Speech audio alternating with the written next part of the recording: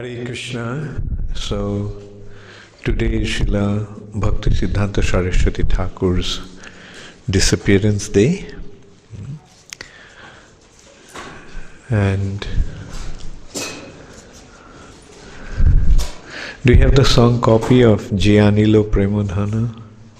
Can everybody sing if I sing that one? It goes like Jianilo Premodhana Koruna Prachur Hano Prabhu Kaha Gela Acharya Hano Prabhu Kotha Gela Acharya Thakur Kaha Moro Sarup Rupo Kaha Sanatan Kaha Dasha Raghunatha Patito Pavan Kaha Moro Bhatta Jugo Kaha Koviraj Ekokale Kotha Gela Gaura Nataraj Pashane Kutibo Matha Onole Poshibo Gauranga Gunero Nidhi Kotha Gele Pabo She Sab Sangir Sange Je Koilo Bilash She Sango Na Paiya Kande Narottama Das. So did you also recite with me?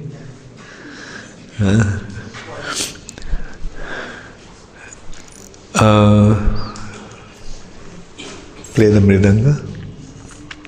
Krishna Das. Who can play the harmonium?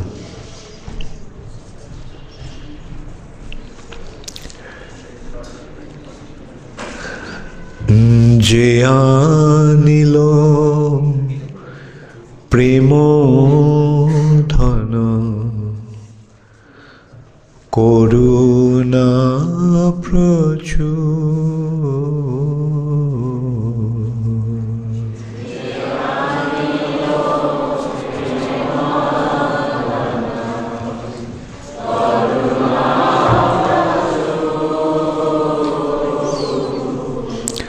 Je anilo premo dhana Koruna prachur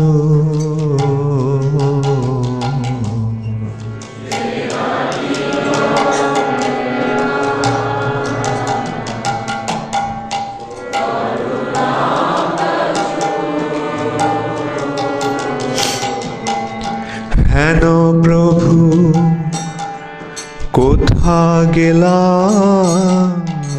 Acharya Thakur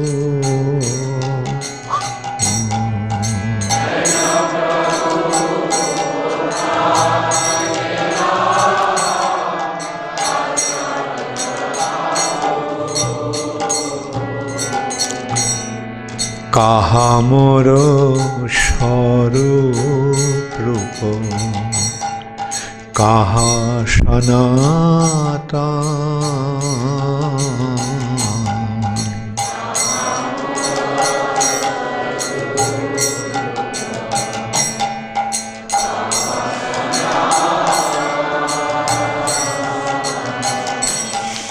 Kaha Dasha Raghunatha Patito Pavan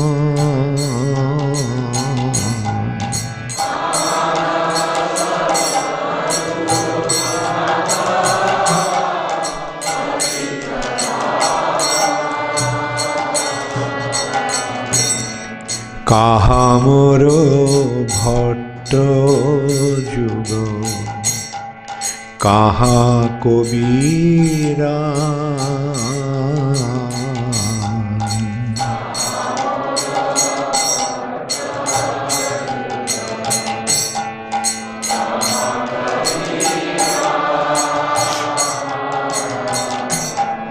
Kaha Moro Bhatta Jugo Kaha Kovira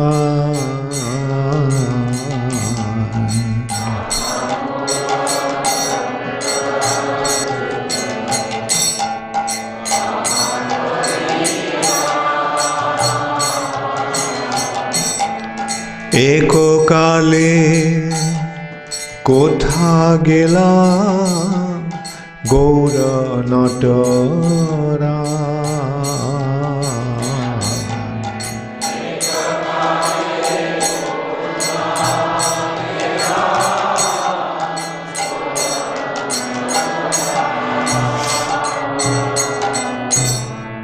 এককালে কোথা গেলা গৌর নটরা।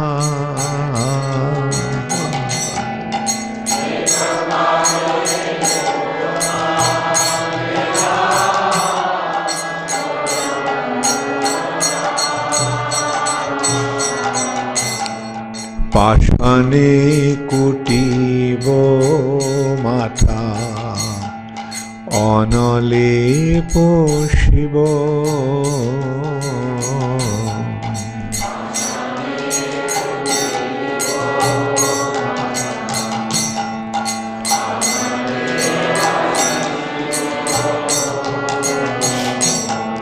পাষাণে কুটিব মাথা অনলে পশিব।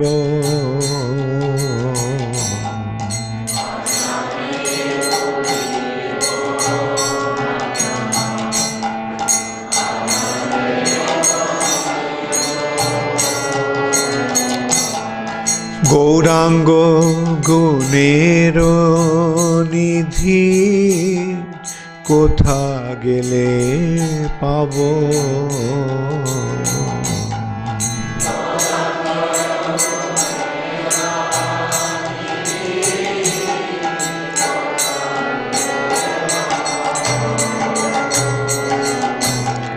গৌরাঙ্গ গুণের নিধি কোথা গেলে পাব।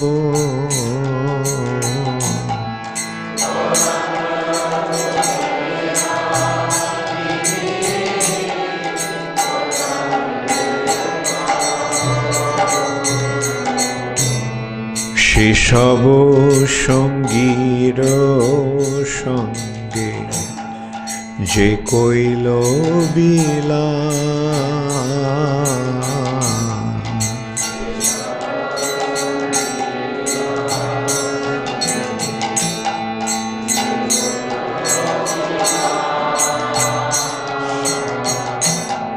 সেসব সঙ্গীর সঙ্গে যে কইল বিলা।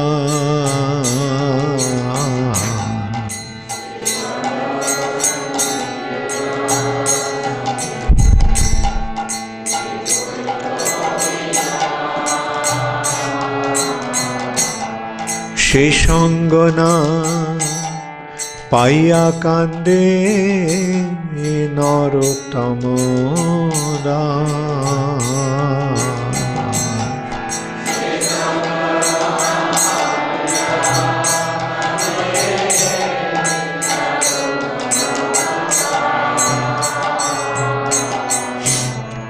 সে সঙ্গ না পাইয়া কান্দে নরোত্তম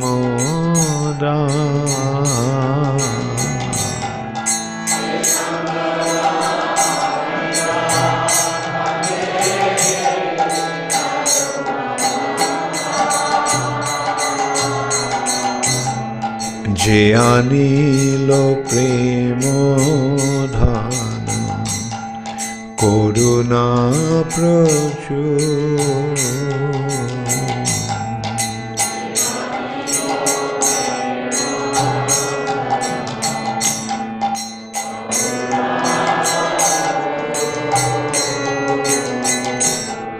হেন প্রভু কোথা গেলা আচার্য ঠাকুর।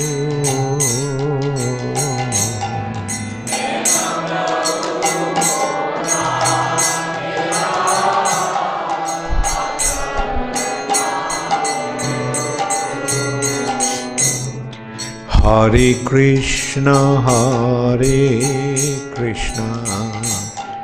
Krishna Krishna Hare Hare Hare Ram Ram Ram Hare Hare.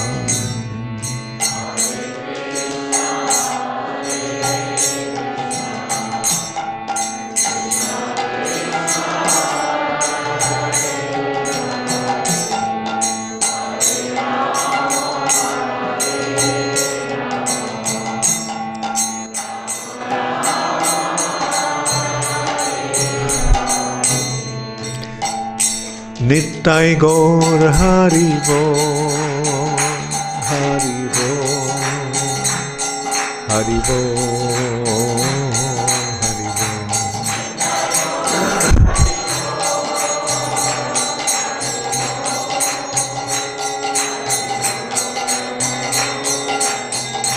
Jaya Bhakti Siddhanta Saraswati Thakur, Bhakti Siddhanta Saraswati Thakur.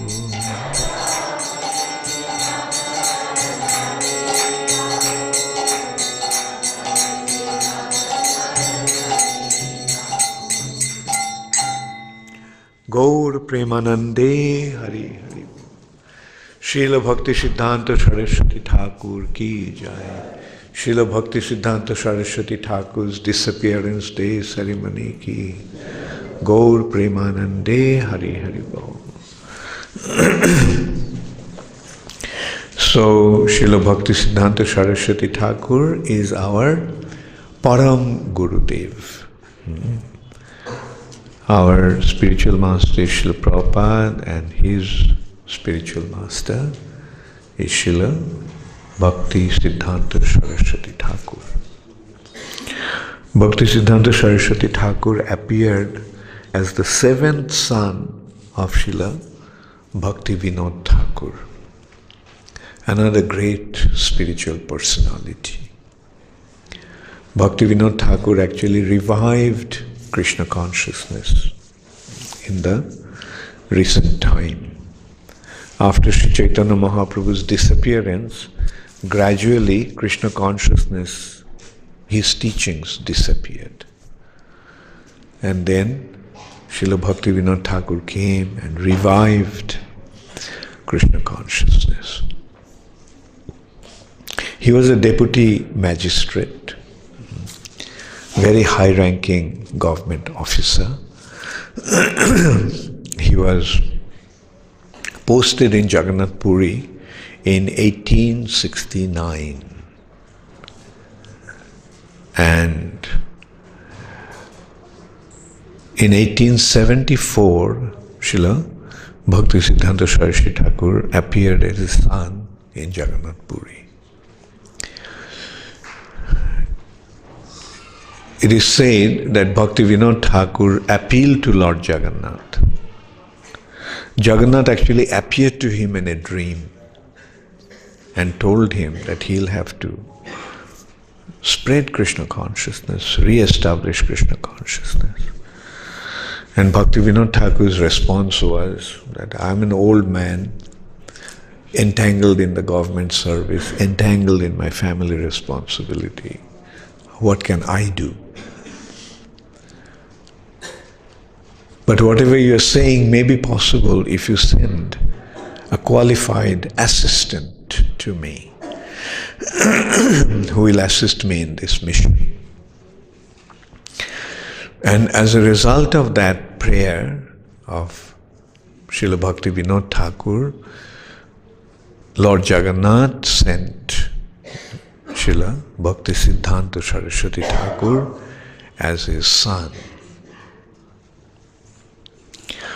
Recognizing that this is a gift of Lord Jagannath, Bhakti Vinod Thakur named him as Bimala Prasad. Why Bimala Prasad instead of Jagannath Prasad? Because all of Jagannath's Prasad goes to Bimala Devi. And then the Prasad is distributed.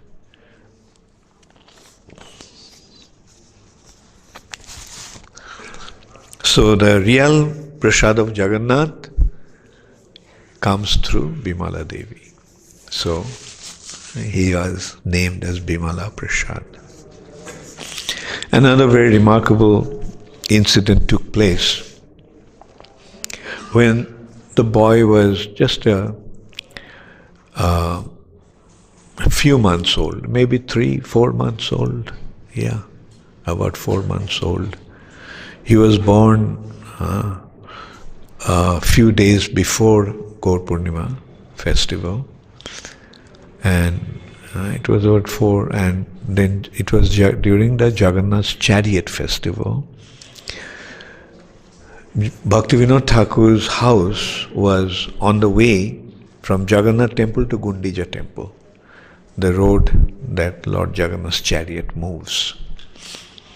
And in front of his house, the chariot stopped. And you know how it is. When Jagannath's chariot stops, no one can move it. It's been happening since time immemorial. During Prataparudra's time also sometimes the chariot would stop.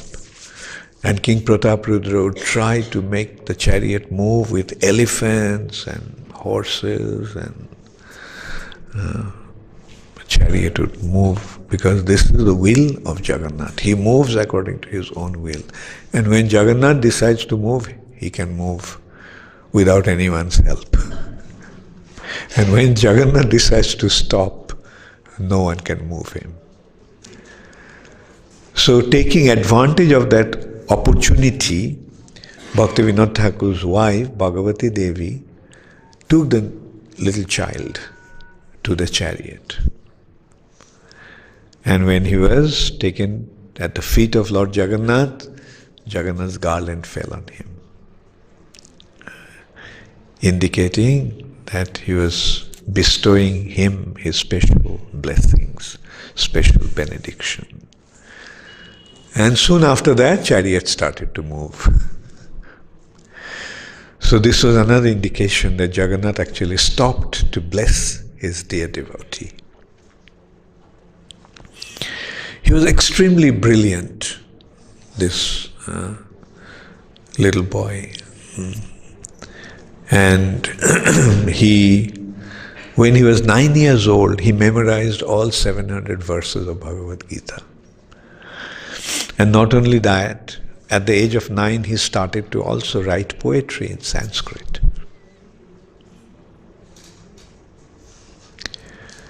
And it was around that time, it was around when he was about 6 years old, Bhaktivinoda Thakur gave him the Harinam Diksha, Harinam.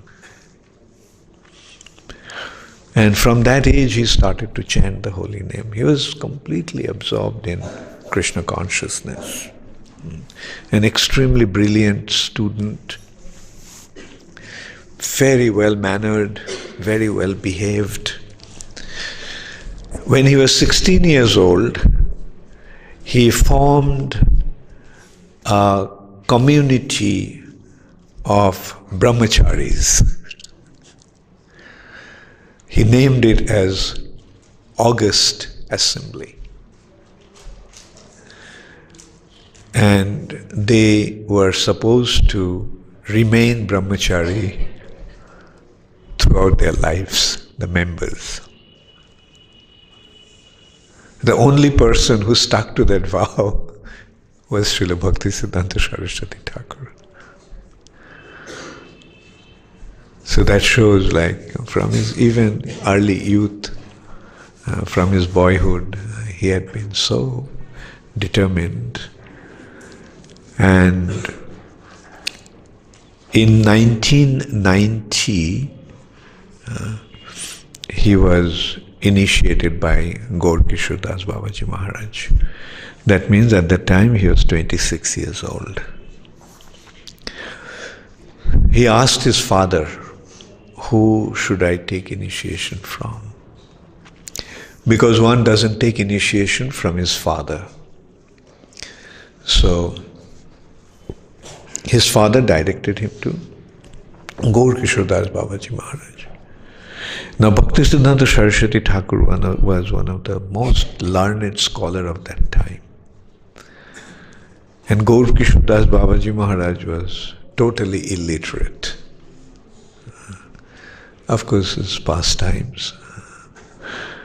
So when he approached Gaur Kishore Das Babaji Maharaj for initiation, Gaur Kishore Das Babaji Maharaj refused. He said, I am illiterate, you are so scholarly, how can I give you initiation? So he reasoned with him that initiation is not a matter of scholarship. Initiation is a matter of devotion. It's only the devotees of the Lord who is qualified to give initiation, not the scholars. I'm approaching you not because of your scholarship or whatever. I'm approaching you because of your devotion to the Lord. Gaur Kishore Das Babaji Maharaj said, okay, I'll consult with Krishna and tell you. So after a few days, Bhaktisiddhanta Saraswati Thakur, his name actually was Bimala Prasad. So he approached him, and Gaur Kishore Das Babaji Maharaj said, oh, I forgot to ask him. So in this way it went on for a few times. So finally Bhaktisiddhanta Saraswati Thakur told him that you are the follower of the biggest cheat. So I can see that you are cheating me. So if you cheat me in this way and deprive me from your mercy, then I'll go and drown myself in the river.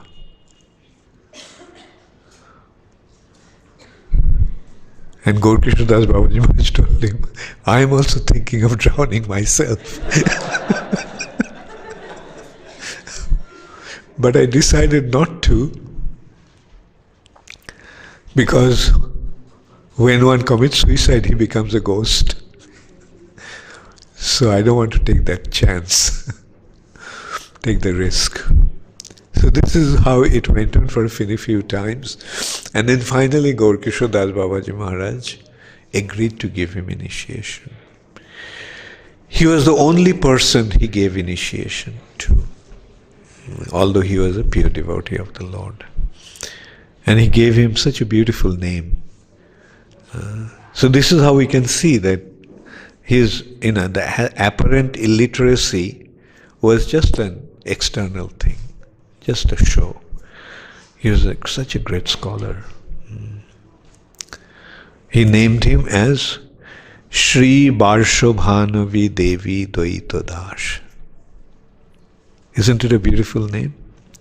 Even the sound of it. And the meaning of it, Shri Barshobhanavi Devi Dvaita Das. Barshobhanavi Devi is Srimati Radharani. Dvaita means lover. The lover of Srimati Radharani. Who is the lover of Srimati Radharani?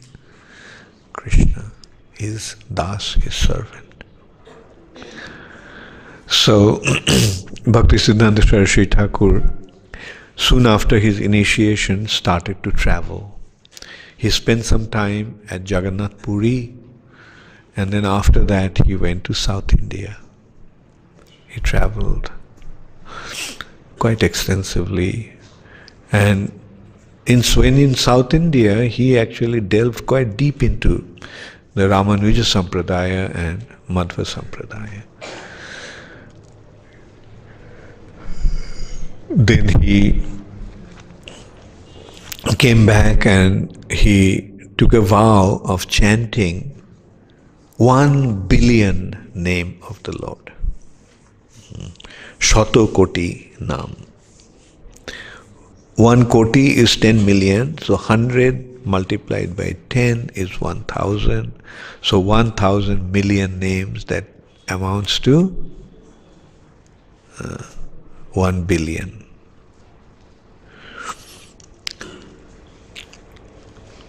In 1914, Srila Bhakti Vinod Thakur left his body.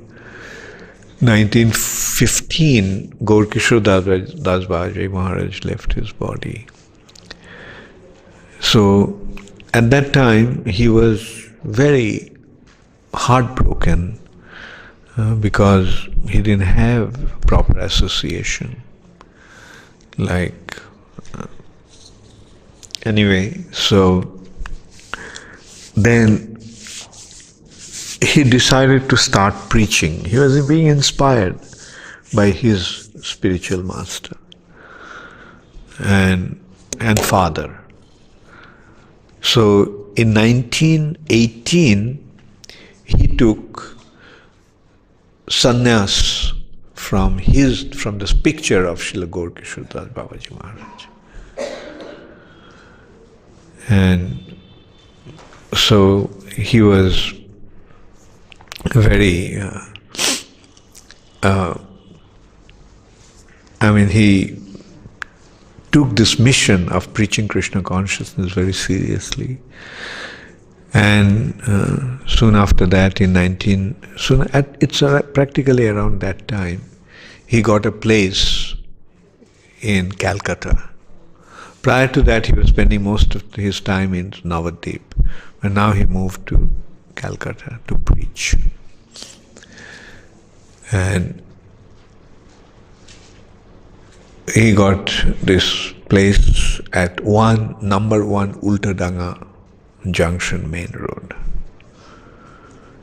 Fortunately, by Krishna's mercy, ISKCON now has got the place. We bought it. So there, Bhaktisiddhanta Saraswati Thakur started his first preaching mission center. Initially, he called this place as Bhaktivinod Asan, the seat of Bhaktivinod Thakur. Then he named it as Vishwa Vaishnav Raj Sabha. The Royal Assembly of the international Vaishnavas, Vishwa, all over the world. So we can see that he had that vision. Bhakti Vinod Thakur actually established that Vishwa Vaishnav Raj Sabha already in 1885. It was actually the concept of Srila Jiva Goswami. Vishwa means the whole world, entire world. Vaishnava, Vaishnavas. Raj Sabha, Raj means royal, and Sabha means assembly. The Royal Assembly of, the International Assembly of, or you can say International Royal Assembly of Vaishnavas. So we can see Srila Prabhupada actually took the name, the International Society for Krishna Consciousness, in line with that concept.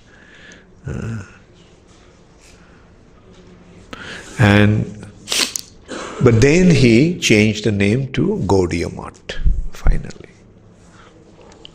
And he started his preaching. Those days, most of the educated, very exalted Indians, especially in that area, Calcutta area, became affected by that. And then he made 18 sannyasis and sent them around to preach. So they went out preaching all over India, and as a result of that, Krishna consciousness spread. Those days he established 64 temples all over India. What a massive achievement. Those days communication was not so easy like nowadays. To establish 64 successful temples. He sent some of his disciples also to the West, because his idea was to preach to the West. But unfortunately, they were not successful. So eventually Srila Prabhupada went and fulfilled that mission.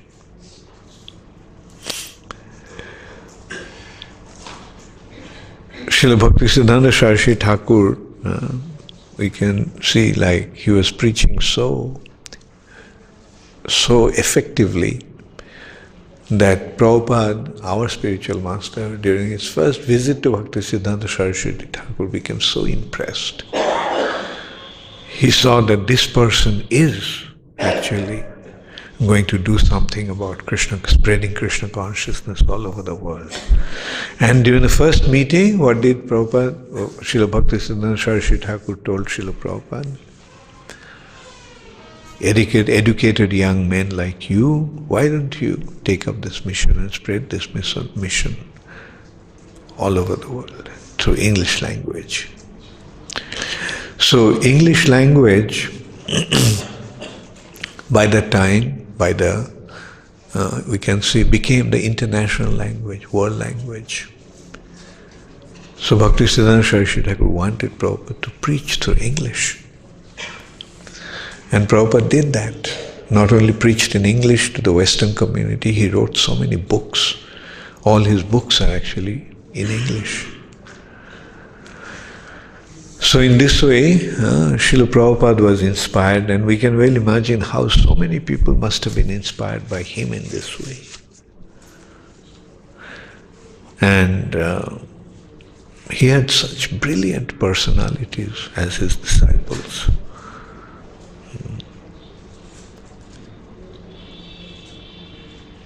I had the good fortune to meet with some of them, become quite close to some of them.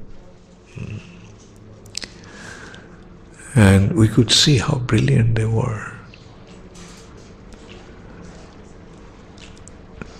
One of them is Srila Sridhar Maharaj, Prabhupada's godbrother. They had a very close relationship. Sridhar Maharaj used to even stay at Prabhupada's house in Calcutta.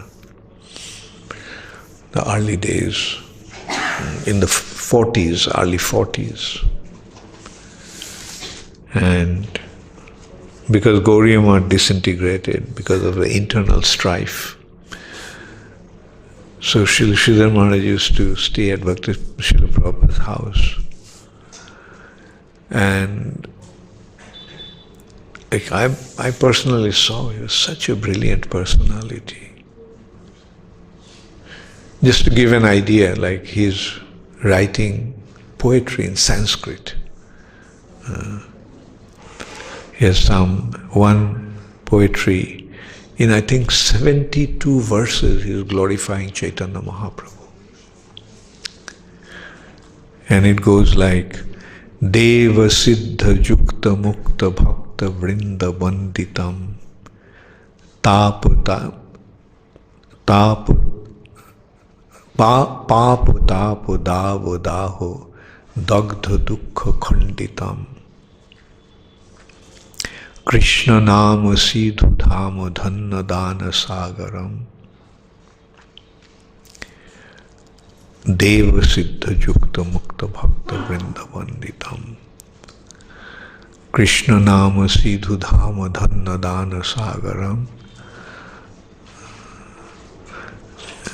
In this way, and then another poetry, he is actually glorifying Srila Bhakti Siddhanta Saraswati Thakur. That was, as we often sing, Pranamami Sada Prabhupada Padam. Not nowadays so much. It was actually his poetry. He's saying, Bhayo Bhanjana Jayo Shanshana Karunayata Nayanam Kanakotpalo Janakojjala Rashusagara Chayanam Mukhurikrita Dharani Tala Rabijani Jadaitam Pranamami Cha Charanantika Paricharaka Sahitam. Also, anyway, we can see like such brilliant personalities and many great, eminent thinkers and philosophers, not only from Calcutta or Bengal, but even from Delhi, Madras, Bombay, accepted initiation from him, discipleship from him. So in this way we can see within such a short time, within just 12 years' time actually, from 1920 to 1932-33, it spread Krishna consciousness so effectively all over India. And we see the result. Srila Prabhupada, his true successor, what did he do? Bhaktisiddhanta Saraswati Thakur wanted to fulfill the prediction of Chaitanya Mahaprabhu, to spread Krishna consciousness all over the world. He was not interested in just having a small little setup. He wanted to spread, he was not satisfied just spreading it in India. He wanted it to spread it all over the world. And he patronized the passage of his disciples to go to the West those days.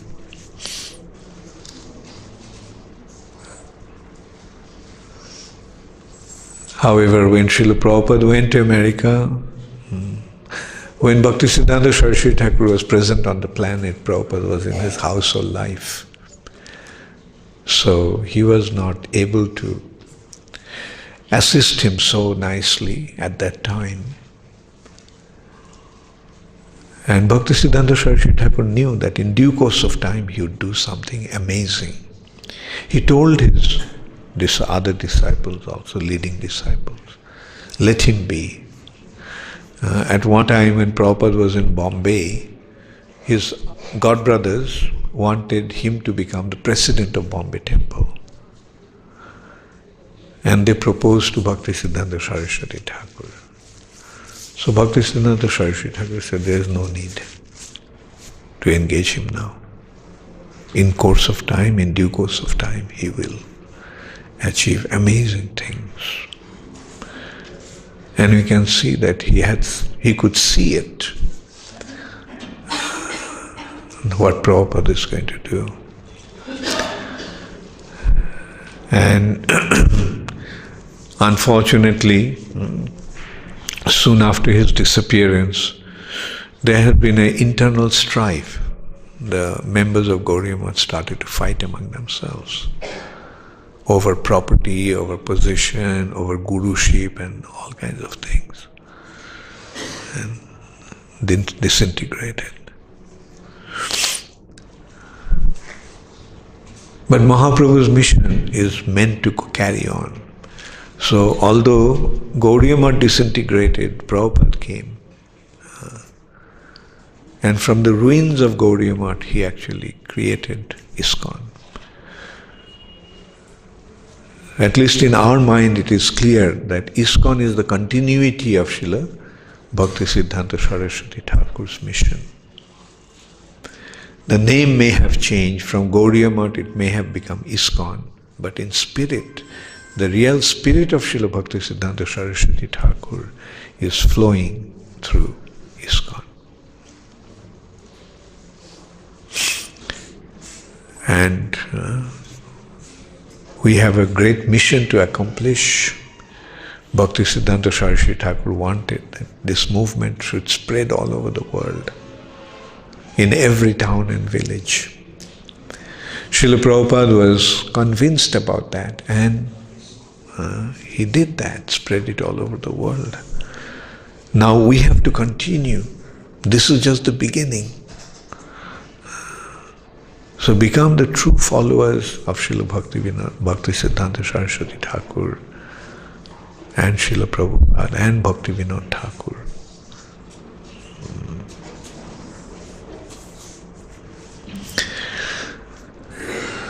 Those who are young, commit yourself. Just as Prabhupada told me during our one of the early meetings, just offer this life to Krishna. Because it is the spirit of the youth that things happen.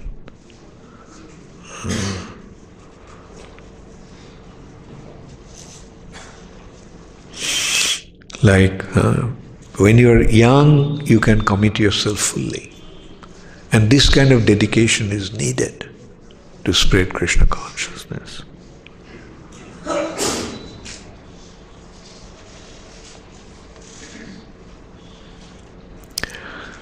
And those who are in household life, consider how to get out of it as soon as possible.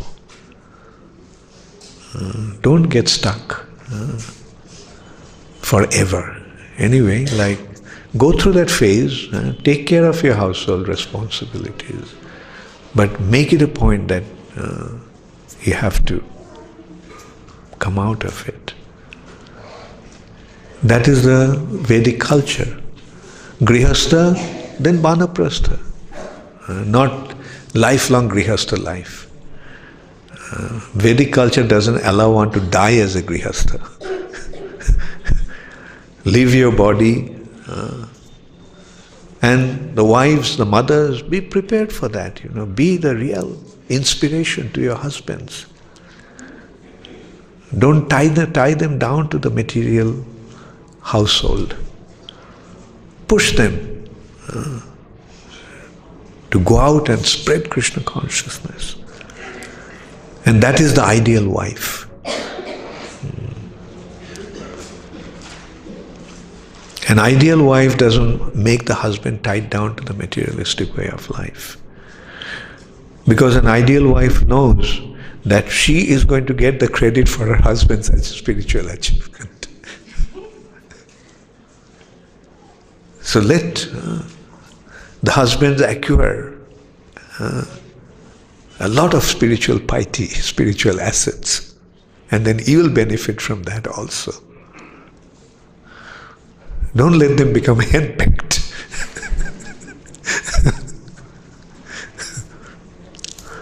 You see, my business is to do this, speak like this. I know that I'm not going to be very popular among certain.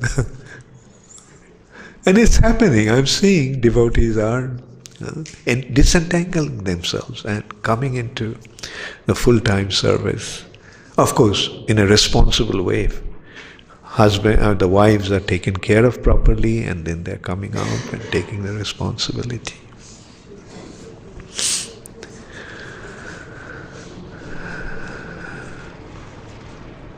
Look at Bhaktivinoda Thakur's life. District magistrate, deputy magistrate, big government officer, quit his job. Look at Prabhupada. At the age of 26, soon after he met, practically a couple of days after he met Srila Bhaktisiddhanta Saraswati Thakur, he made his decision. He was a manager of a pharmaceutical company, quit his job. He was married, he had a son, quit his job.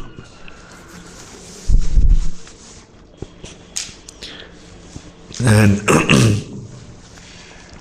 Prabhupada himself said that eventually I left my family and my children, and today I have hundreds of children, thousands of children. I left a home with a few children, but now I have thousands of children.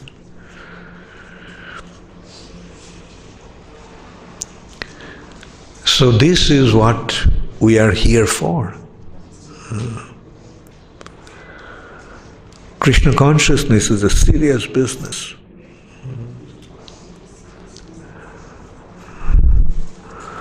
The serious business is to make this life our ultimate success. And the ultimate success is commitment to Krishna consciousness. We'll come to that today also during during our Krishna Katha session. So, please take up this responsibility very seriously, remembering what our previous acharyas, what our grandparents have set up for us, and what is their expectation, what they want from us. Let us seriously consider that. Thank you all very much. Srila Bhaktisiddhanta Saraswati Thakur ki. Today we will have Arati, Pushpanjali, and then Arati of Srila Bhaktisiddhanta Saraswati Thakur at 12:10. So we'll finish the class, maybe try to finish it about 5 minutes before 12, so that we have about 15 minutes to go and get ready. And so to go back to Krishna Katha, Krishna's pastimes in Dwaraka, Krishna, when he was in his guru's ashram, had a friend. He was a Brahmana, and his name was Sudama. Sudama was quite detached. The Brahmanas basically are detached because they are absorbed in Brahman realization. They are absorbed in transcendental realization. Their mind is not stuck here. The mind is there. At the lotus feet of Krishna. So Sudama was not interested in material prosperity. Whatever used to come on its own, he used to be happy with that. But his wife was feeling the pinch of maintaining the family, maintaining the household. That is the thing, like the women actually have the responsibility to take care of the household. So husbands can be Bholanath, but the Matajis, unless they're Annapurna, they have trouble. So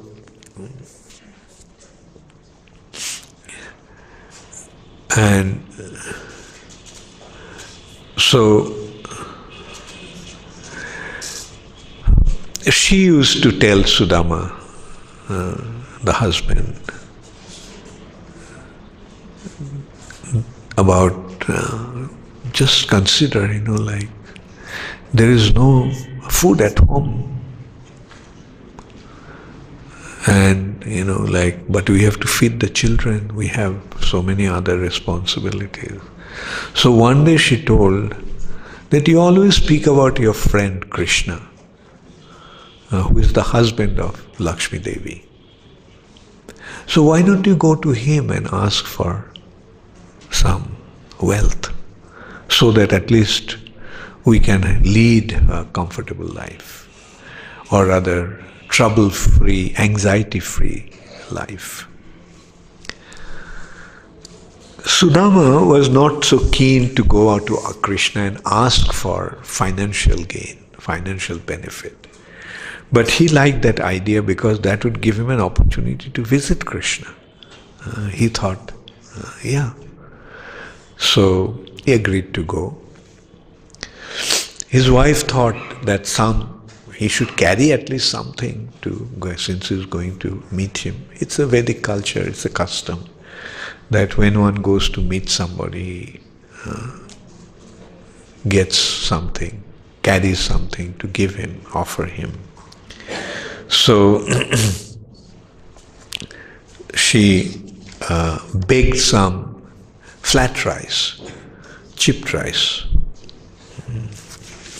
poha, yeah? So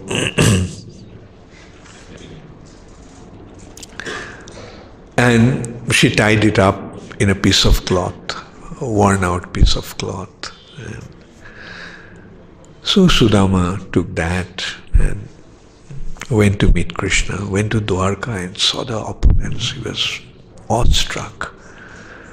He'd never seen such opulence. He never could dream of such opulence. And he was feeling a little hesitant at heart.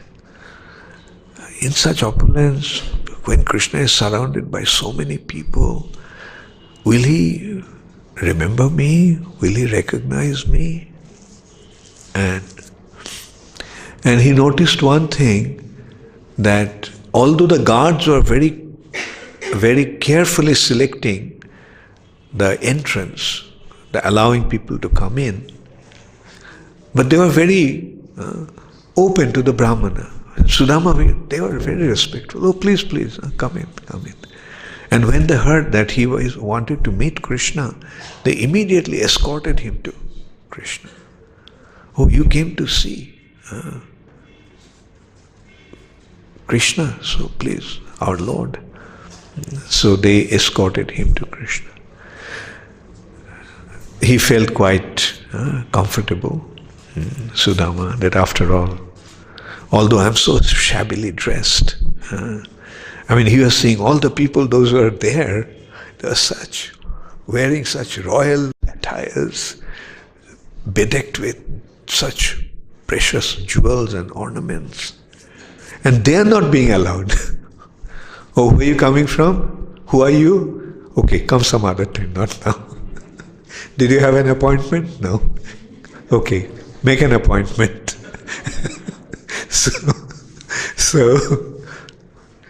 But Sudama, although he was feeling so uncomfortable that they may not even allow him to go in, but the treatment that he got, he felt quite reassured. But still he was thinking that I am telling them that I am a friend of Krishna from his childhood. And what will happen? That's why probably they're giving me so much honor. Now, what will happen if Krishna doesn't recognize me?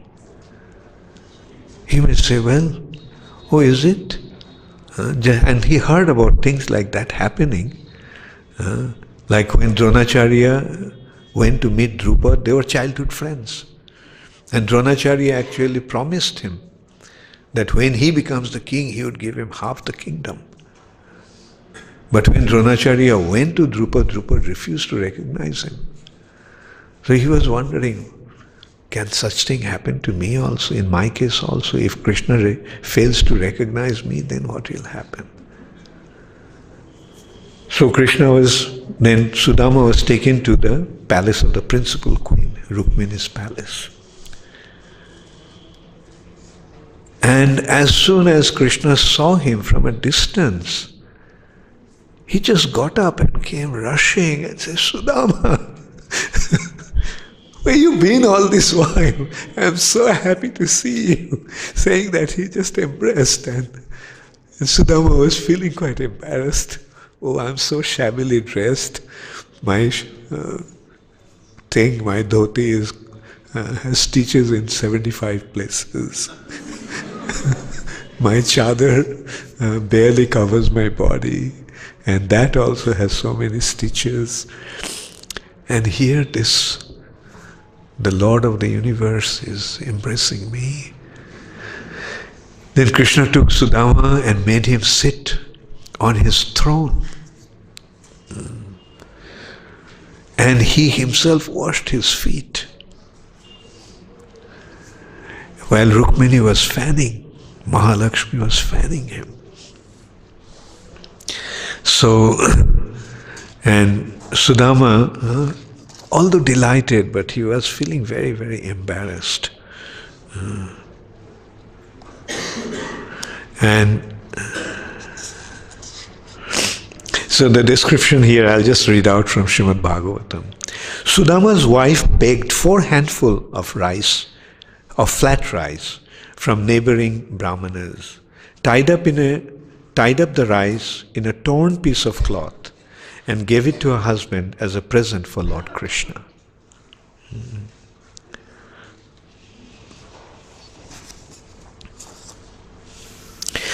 Lord Krishna seated his friend Sudama upon the bed.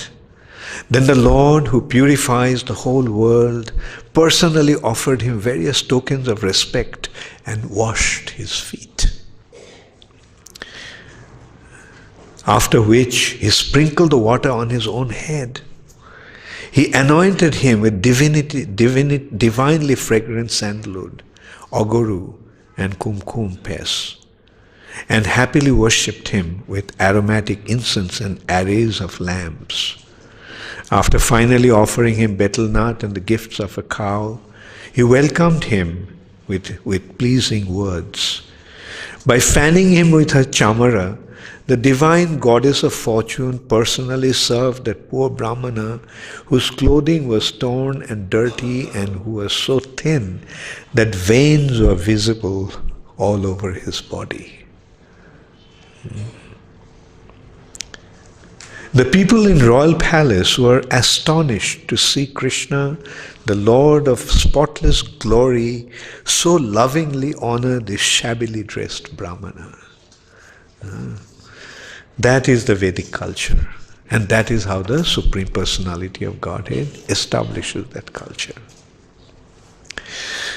Then Krishna told Sudama, my dear Sudama, you know well the ways of dharma. After you offered the gifts of remuneration to our Guru and returned home from the school, did you marry a compatible wife or not? Unlike me.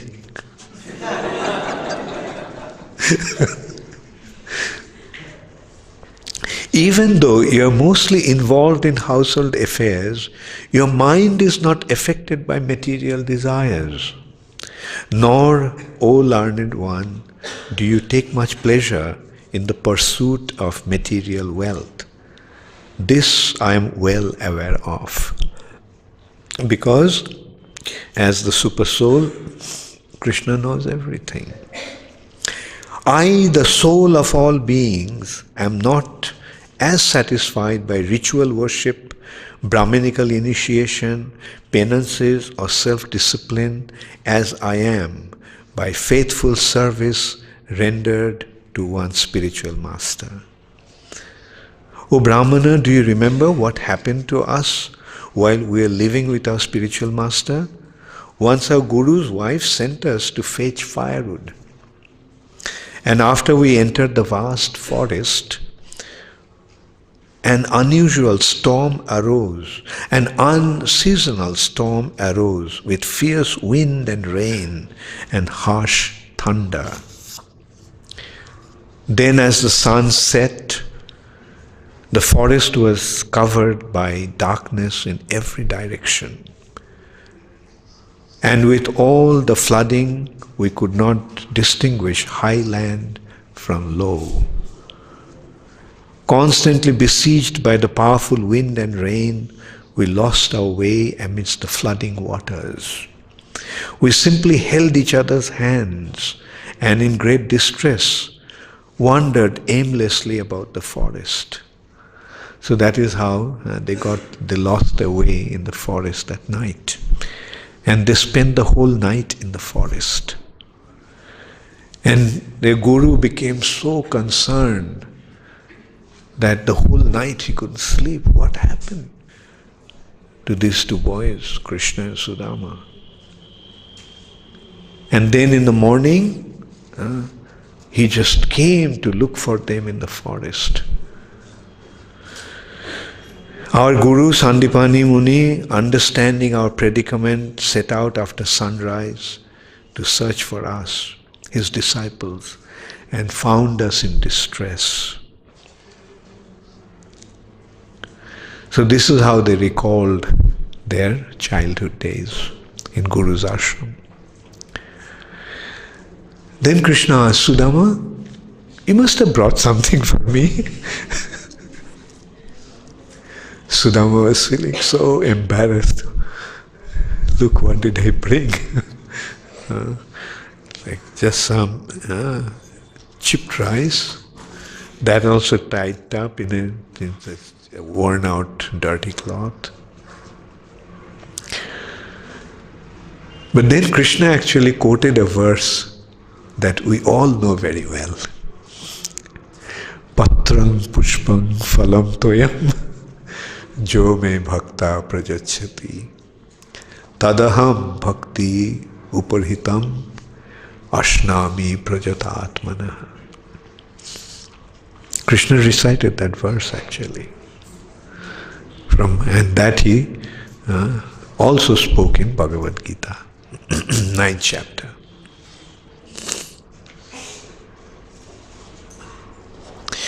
Being the direct witness in the hearts of all living beings, Lord Krishna fully understood why Sudama had come to see him. Thus he thought, in the past my friend has never worshipped me out of a desire for material opulence, but now he comes to me to satisfy his chaste and devoted wife. I'll give him riches, that even the immortal demigods cannot obtain. So Krishna resolved that that's what he'll do. And thinking like this, the Lord snatched from Brahmana's garment the grains of flat rice tied up in an old piece of cloth and exclaimed, "What is this?" After saying this, the Supreme Lord opened that packet and ate one palmful and was about to eat a second one. And when he was eating that, he said, "Oh, chipped rice, flat rice. I didn't have chipped rice for so many years. Sudama, you are so great. You brought some chipped rice for me." So this is how Krishna was exclaiming. And then he took one handful. And as he was about to take the second one, Rukmini Devi held his hand. And she said, "This is more than enough. O soul of the universe, to secure him an abundance of all kinds of wealth in this world and the next. This one handful, one palmful of chipped rice is enough to secure him an abundance of all kinds of wealth in this world and the next." So this is the benefit of offering to Krishna. So don't be miserly when it comes to making offerings to Krishna. Although he had apparently received no wealth from Lord Krishna, Sudama was too shy to beg for it on his own. So this is a devotee. Even though he came to the Lord to ask for something, he can't ask. Sudama couldn't ask anything from Krishna. He simply returned home, feeling perfectly satisfied to have had the Supreme Lord's audience. He was so happy that just he met Krishna and he was happily going back home. But when Sudama came to his home, he was wondering, did I come to a wrong place? Must be. Where is my cottage? Where is my kutia? Or did some rich man take over and build his palace here during my absence? And he was wondering. Then he saw his wife dressed like a queen coming in, held his hand, ushered him inside.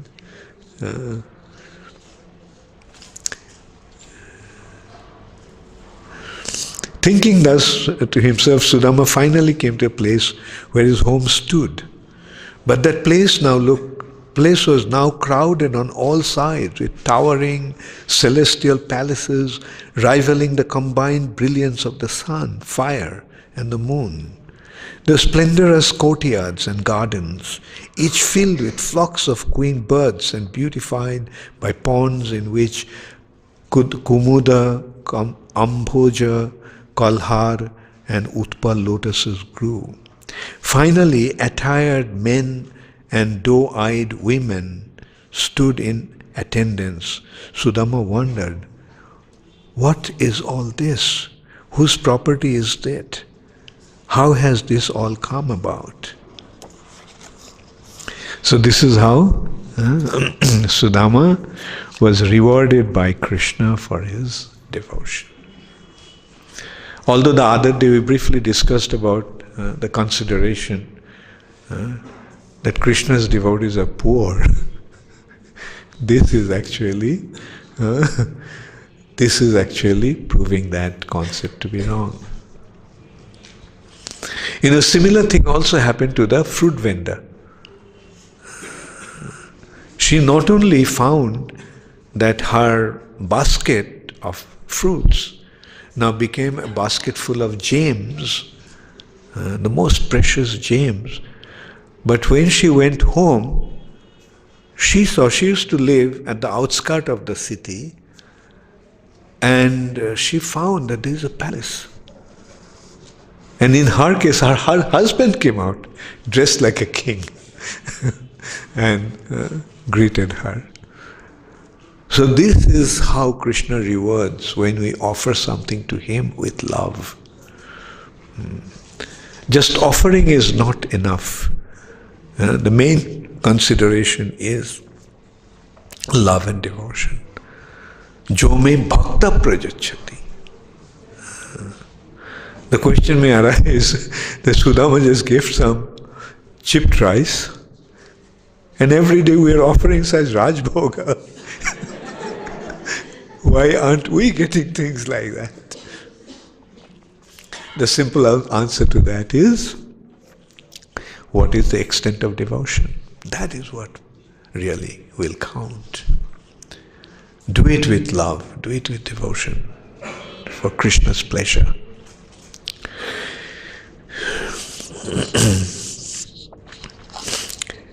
So then we go into the episode of Krishna and Balaram along with Subhadra going to Kurukshetra.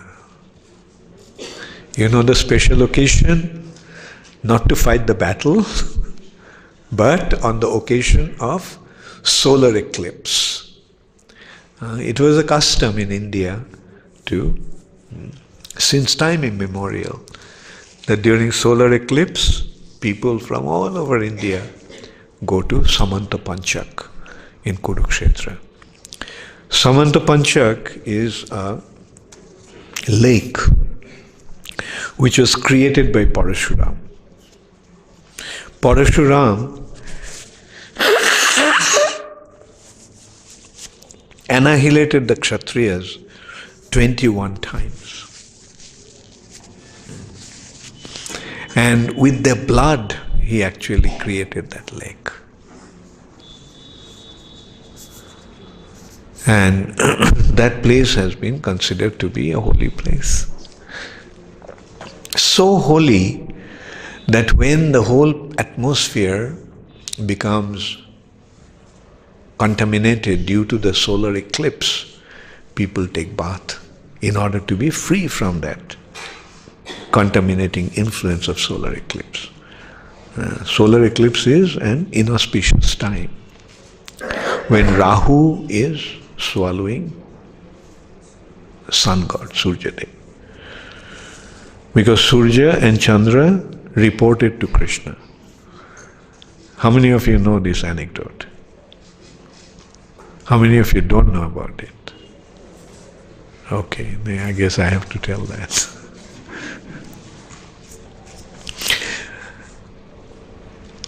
Krishna actually advised the demigods to make a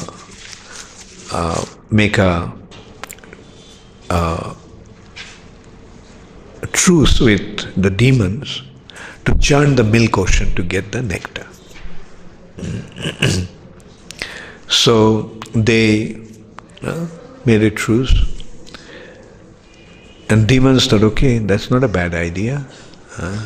We'll take the help of the demigods to churn the milk ocean to get the nectar, but when you get the nectar, we'll just snatch it away from them. So that's why they agreed in that pact. So that's the demoniac mentality. They join hands with others to ultimately cheat that person and possess the benefit. Anyway, so demons and demigods, Daityas and Adityas, the Suras and the Danavas and Devas made a pact to churn the milk ocean. So milk ocean was churned. So a lot of things happened. I mentioned the other day about one happening at that time to display the strength of Garuda. So churning the milk ocean is not an easy job. So it needs a churning rod. So what will be the churning rod? the churning rod will be the Mandar mountain, which is a few miles, few yojanas high. And it was so heavy, the demigods and Danavas and Devas jointly carrying, but still they couldn't carry it. They dropped it. So when their effort was foiled in this way, then the Lord came riding on Garuda. And he, with his left hand, picked it up, placed it on Garuda. And Garuda flew to milk, carried the mountain to the milk ocean. Then they had another, and there they made Basuki, the rope for churning. Then the king of the serpents, Nagaraj, Vasuki. But when they placed the mountain in the middle of the ocean, it sank. The ocean is so deep that even the Mandar mountain, which is few yojanas high, it sank. By the way, one yojana is 8 miles. So 10 yojanas would mean 80 miles. Anyway, so then again the Lord came to their rescue. What did he do? He assumed the form of a tortoise, Kurma Rupa. Assumed the form of a tortoise, and the mountain was placed on his back. And that's how they churned it. And during the churning, one side took the demigods, the one side of Basuki, and the demons took the other side. So when it was proposed that the demigods would take the mouth side of Basuki, the demons protested. Who do you think we are? We take the tail? I mean, why do you all have to always favor the demigods? You want to give them the better side to churn, better side to pull, and give us the tail. So Narayan knew what the demon's mentality was. This is fine. And the demons took the mouth side, and when they were churning, Basuki, out of exhaustion, was breathing so heavily that poisonous breath was actually coming onto the demons. Whereas the demigods were churning at the tail part, which part was quite cool. And anyway, so this is how the churning took place. And eventually, finally from the churning came out the nectar. Dhanvantari came out with the nectar, pot of nectar. So as soon as he came out, the demons stole that nectar. Then among themselves they started to fight. I'll be the first one to drink. He said, no, I'll be the first one to drink. They started to snatch the pot among themselves. And as a result of that, some nectar fell in 4 different places. Do you know what are those 4 different places? 4 different places are the places where Kumbh Mela takes place. And one of them is where you are sitting. That's how Ujjain is so auspicious place. The other place is Allahabad, Prayag, Haridwar, and Nasik. Anyway, so then finally, when the demons were fighting like that, the Lord appeared as Mohini in a female form. And seeing him, the demons, who are naturally lusty, they got completely bewildered. They forgot about the nectar, they just kept on looking at her. Just spellbound. And then she quietly took the pot away from their hands and said, so I will I'll distribute this. So go take your bath and come back. So then they came back and sat down. And by the Lord's illusory potency, the demigods became quite bewildered. They were sitting there while the Lord was, Mohini, as Mohini Murti, was pouring the nectar only to the demigods. And they were completely enchanted by her beauty. And so Rahu, one demon called Rahu, he recognized something is going wrong. So he came and sat in the line of the demigods. Mohini put nectar in his cup. But Surya Dev and Chandra Dev noticed it, that he is a demon, he is not a demigod. So he reported, hey, this is not a demigod, that's a demon. So as soon as Krishna heard that, he released his Sudarshan Chakra, cut off his head, the head of the demon. But because some nectar went in, his body, although cut into pieces, cut into 2 pieces, became immortal. And this Rahu, the head part is called Rahu, and the torso, the body part is called Ketu. And this Rahu actually occasionally swallows sun and moon. And that swallowing of sun and moon causes the solar and lunar eclipse. So anyway, during the solar eclipse, the demigods, the inhabitants of this earth planet go to Samanta Panchak in Kurukshetra. And so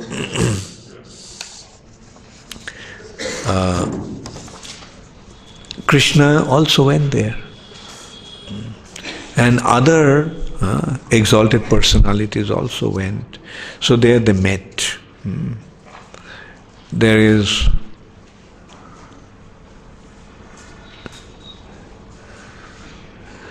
then finally Krishna met the gopis. Actually, anyway, I'll just now go into the Ratha Yatra aspect of it. So Krishna left Vrindavan when he was only about 15 years old. And for about 100 years, Krishna didn't go to Vrindavan. So after 100 years, in the Kurukshetra, Krishna came and the residents of Vrindavan also came. And when they got to know that Krishna was there, they were actually preparing to leave. When they were preparing to leave, they got to know, the residents of Vrindavan, that Krishna was there. So they ran to meet Krishna. At that time, Krishna also was on the chariot, about to leave. So, seeing the residents of Vrindavan, his dear devotees, Krishna assumed the form of Jagannath. His face lit up with a beautiful smile. His eyes bloomed like two fully bloomed lotuses. His hands were stretched out, stretched forward, with a desire to embrace those dear devotees. So that is how Krishna actually assumed that form of Jagannath. Just by seeing his devotees after such a long time, he felt such intense love for them that he assumed that form. That's why Jagannath's form is so special, where the Lord is yearning to embrace his devotees. At that time, Radharani was there. She did not feel happy about that situation. This has been described by Chaitanya Mahaprabhu when during the Rath Yatra time, Chaitanya Mahaprabhu was singing one song which sounded like a mundane love song. Ja Kaumaro Haro Shoye Bohi Borastad Ste Chaitra Krapa Ste Chonmilito Maluti Surabhayo Praura Kadambanila.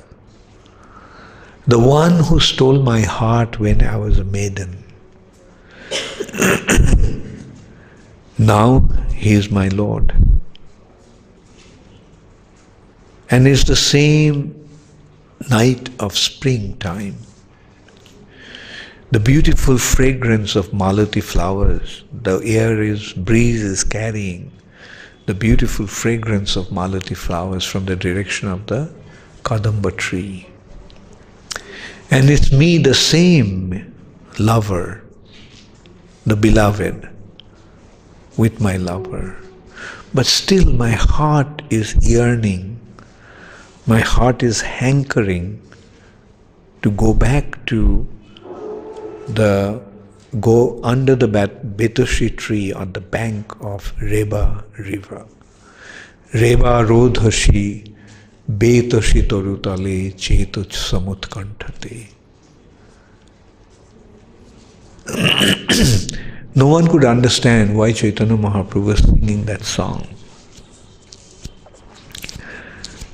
Because apparently it's just a love song, mundane love song.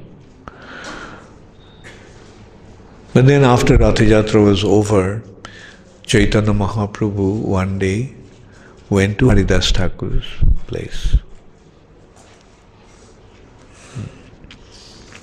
Rupa Goswami was there, but at that time he went to take his bath in the river, in the ocean.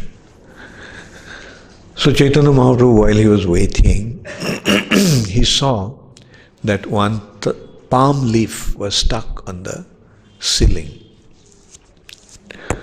So he pulled, out of curiosity, he pulled it out, and he saw a poetry, as verse shloka is written in a beautiful handwriting.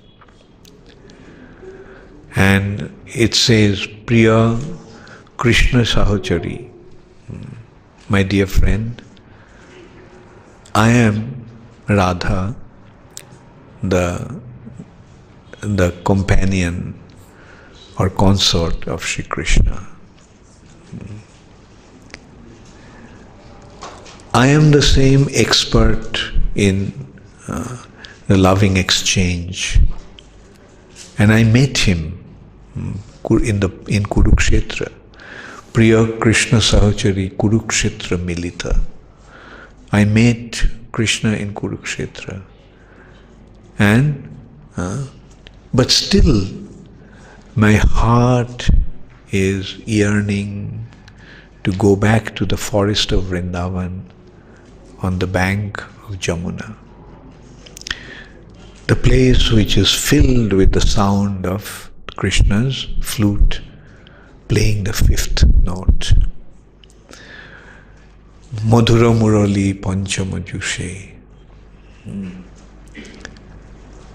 So, now you see the link. That what Mahaprabhu was singing was Srimati Radharani's words. I met Krishna, who stole my heart. Jako Maro Haro. And today, although I met him, but I'm not happy to see him. My heart is yearning to go back to the bank of Jamuna in the forest of Vrindavan, where the whole atmosphere is filled with the fifth note of Krishna's flute. So when Rupa Goswami came back, Chaitanya Mahaprabhu slapped him affectionately on his back. He said, how could you read my mind? How could you read my mind? Because this was what Chaitanya Mahaprabhu was singing. Then Sarup Damodar said, who can ever understand your mind? You must have bestowed your special mercy to Rupa, and that's why he could understand what's in your mind. Then Mahaprabhu admitted, yes, Rupa is very dear to me. So when Radharani saw Krishna, she was not happy, because this is not the Krishna that she knew. This is not the Krishna that she wants. This Krishna is, my Krishna in Vrindavan is a cowherd boy. But this Krishna is a prince. My Krishna wears yellow silk garments, but this Krishna is wearing a royal robe. My Krishna has a peacock feather on his head. This Krishna has a crown. My Krishna wears a flower garland, but this Krishna is wearing necklaces and precious jewels, ornaments with precious jewels. My Krishna carries a flute in his hand, but this Krishna is carrying weapons in his hand. Vrindavan, where we meet, the place is so serene, but this place is so full of noise. The elephants are trumpeting, the horses are neighing, the clamor of the striking of weapons, and people are talking. So Radharani was not satisfied. So understanding her mind, the devotees of Vrindavan got hold of the chariot. Along with the horses, they started to pull the chariot towards Vrindavan. So that is Jagannath, Baladev and Subhadra in the chariot, and they are taking them to Vrindavan. So that is the Rath Yatra festival. Here also in Srimad Bhagavatam, there is some exchange between Krishna and the gopis.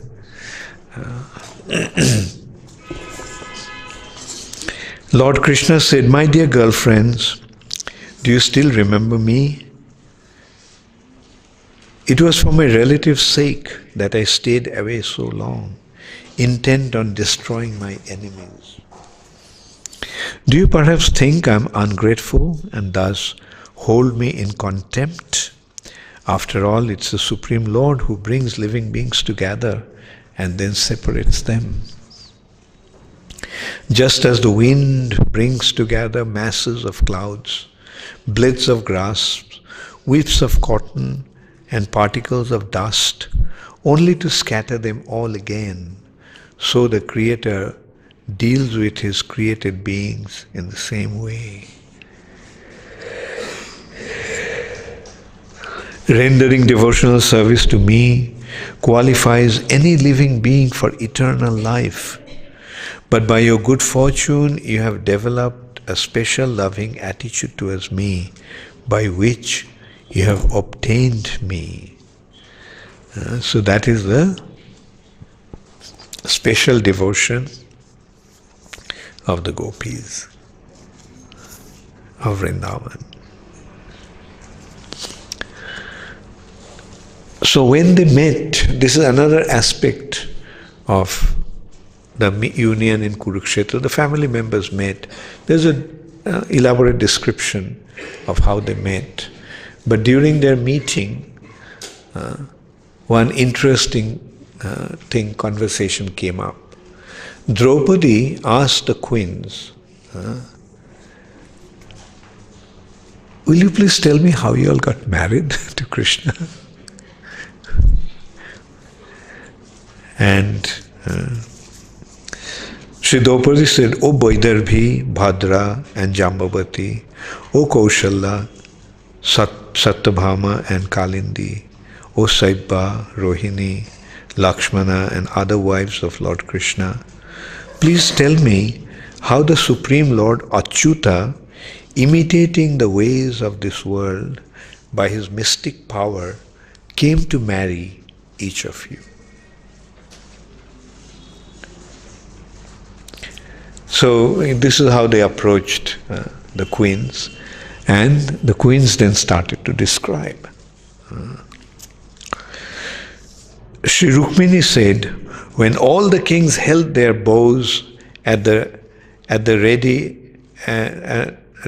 to assure that I would be presented to Shishupal, he who puts the dust of his feet on the heads of inconceivable warriors took me from their midst as a lion forcibly takes his prey from the midst of goats and ships. May I always be allowed to worship those feet of Lord Krishna, the abode of Goddess of fortune. So this we described before also, how Krishna took Rukmini away. Like most of the times there had been such opposition, and Krishna took his queens.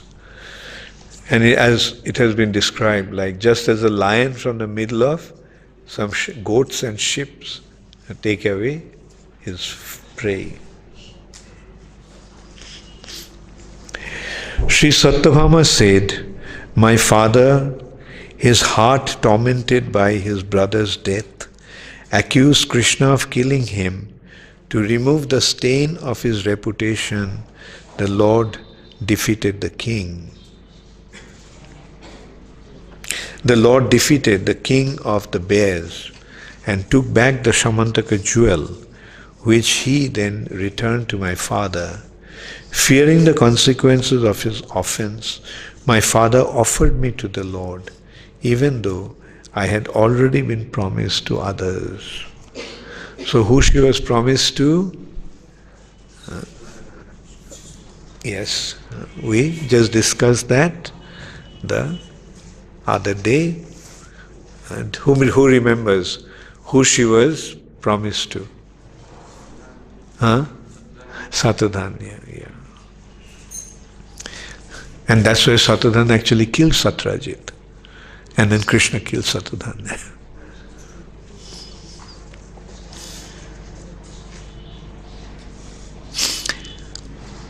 Jambavati said, unaware that Lord Krishna was none other than his own master and worshipable deity, the husband of goddess Sita, my father fought with him for 27 days. When my father finally came to his senses and recognized the Lord, he took hold of his feet and presented him with both me and the Samantaka jewel as tokens of his reverence. I am simply the Lord's maidservant.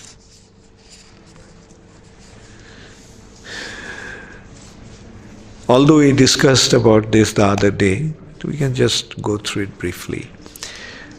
Then Kalindi said, the Lord knew I was performing severe austerities and penances with the hope of one day touching his lotus feet.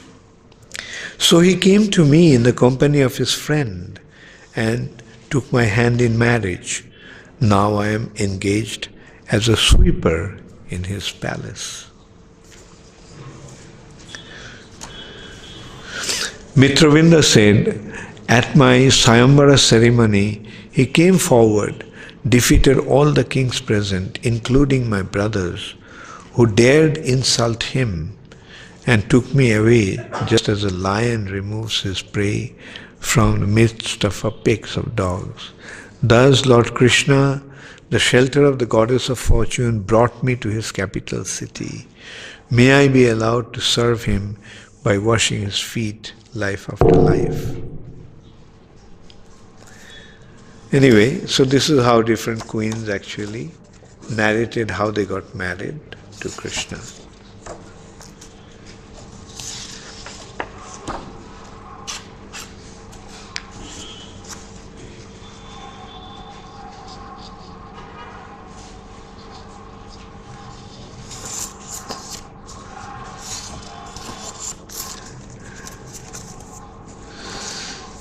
Okay. Then when Krishna was there in the Kurukshetra, then the sages came to see him and Balaram.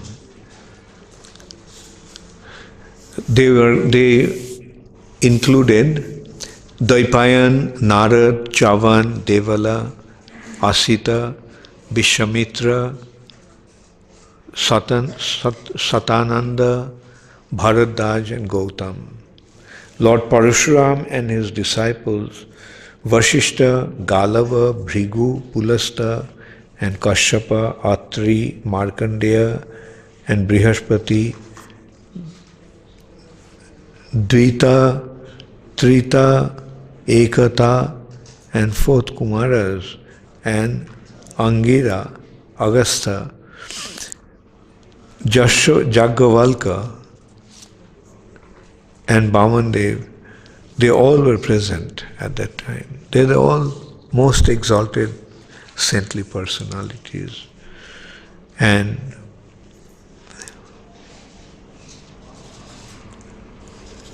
just by seeing them, all the kings and respectable persons, they stood up. Again, that is the Vedic culture. Even the kings would treat a sadhu with so much respect. But then, unfortunately, that culture is lost in India. In the early days, I remember this. When somebody went to somebody's house wearing saffron, people were so respectful. But nowadays, they lost that respect, and we can't blame them for that. Because what people are doing wearing saffron, they're just taking undue advantage of their weakness. That's why they don't. When they see that the worst cheaters are cheating wearing saffron, they tend to think that anybody who is wearing saffron must be a cheat. The other day, one very wealthy lady was telling me that she is also very, very closely connected to another very wealthy family, very wealthy, famous Indian family. And that person's friend, that person's wife is a friend. And she introduced me to her also. But then she was telling me that, when she got to know that I'm getting close to ISKCON, she told, be careful, they're all after money. So this is one thing we have to be very careful about, that we don't give the wrong impression to people. We are not interested in money. We shouldn't be. That kind of impression shouldn't be there. And it's not that, practically everybody kind of feels that way. Because, they're being cheated.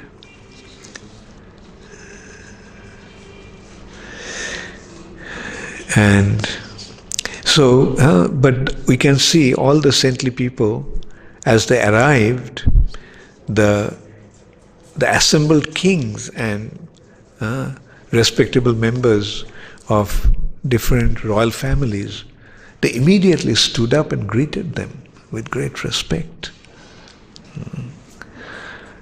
And and they worshipped them, offering them words of greetings, sitting places, water for washing their feet, and water for drinking, flower garlands, incense, and sandalwood paste. So this is the customary way of greeting a guest, which is being practiced in ISKCON in many areas. Often we don't do that also.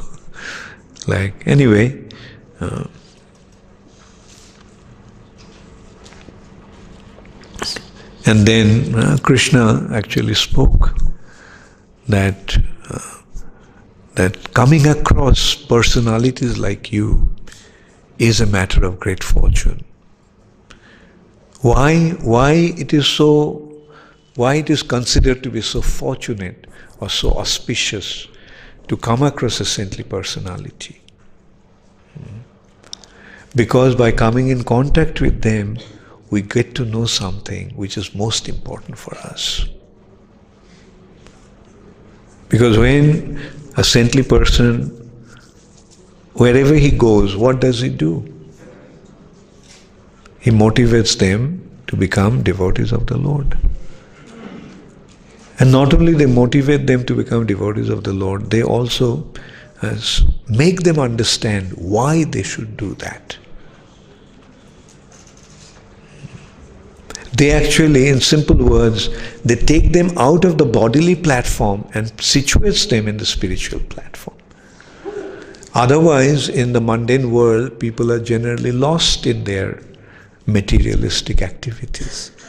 Materialistic activities means the activities that are pertaining to the body's comfort and body's prosperity.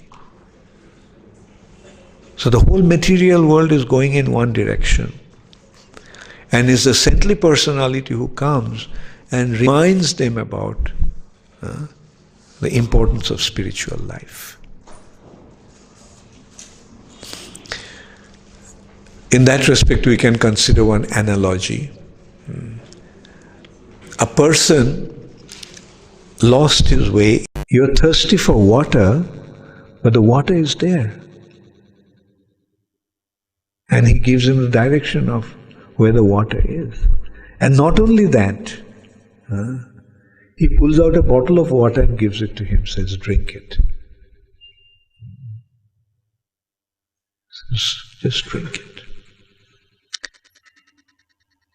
And then we become convinced, yeah, he knows where the water is because he has the water himself.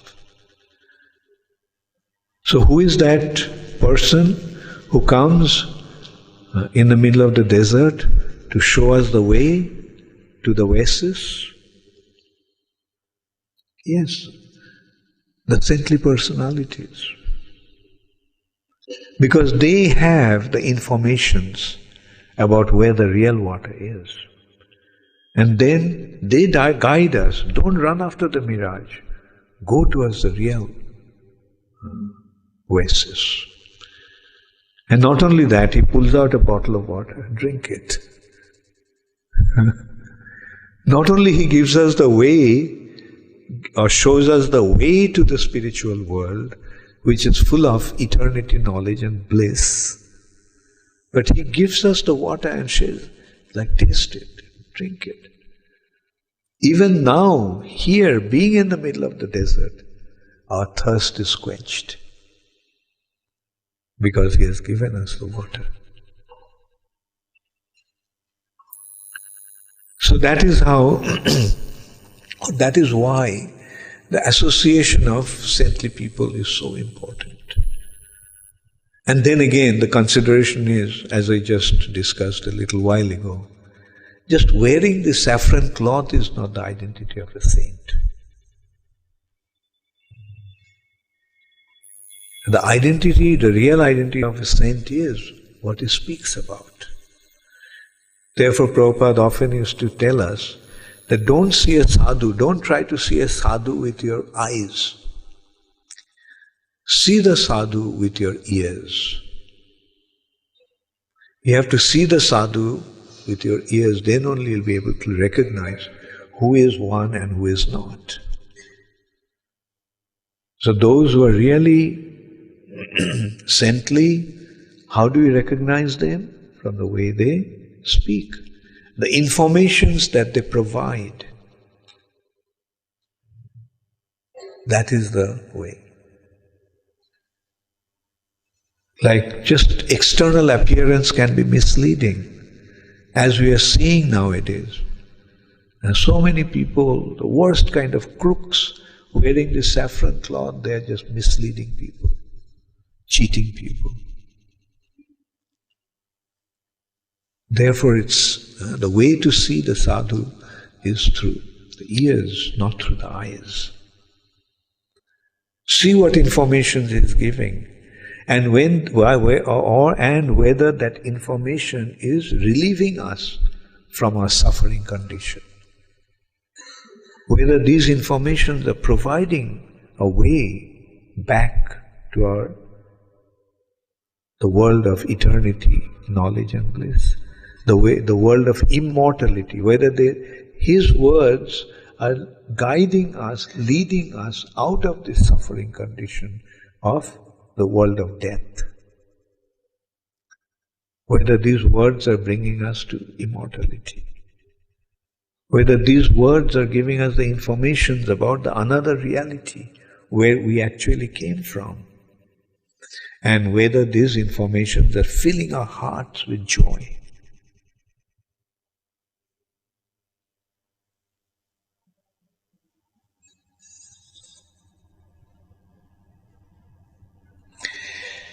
So,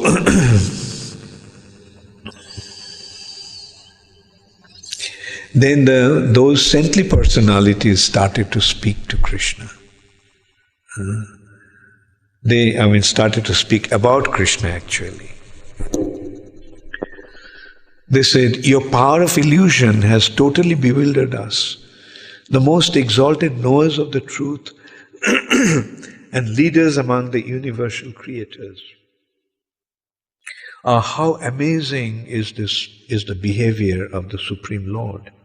He covers himself with his human-like activities and pretends to be subject to superior control." The way Krishna was behaving at that time, he was behaving apparently just like an ordinary person. So that's what they're saying, that's what is bewildering them. Or they're feeling so wonderful that look, the way the Lord is behaving. Because in one hand, they recognized who Krishna is. And at the same time, they're seeing Krishna behaving in a certain way.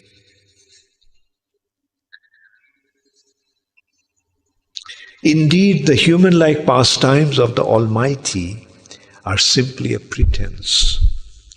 Effortlessly, He alone sends forth from His self this variegated creation, maintains it, and then swallows it up again, all without becoming entangled, just as the element earth takes on many names and forms in its various transformations. So in this way they started to describe what Krishna's qualities.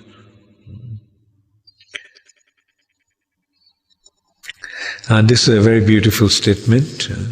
Today our birth, education, austerity and vision have all become perfect because we have been able to associate with you, the goal of all saintly persons. Indeed, you yourself are the ultimate, supreme blessing.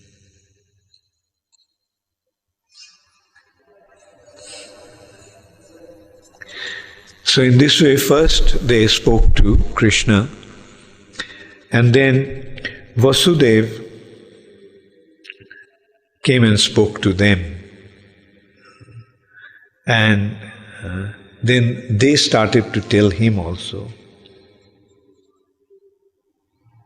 Learned authorities who see through the eye of scriptures have demonstrated that this is the easiest method of subduing the agitated mind and attaining liberation, and that it is a sacred duty which brings joy to the heart.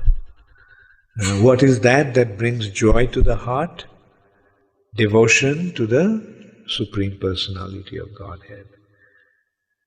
And they're pointing out, this is the most auspicious path for a religious householder of the twice-born order, to selflessly worship the personality of Godhead with wealth honestly obtained.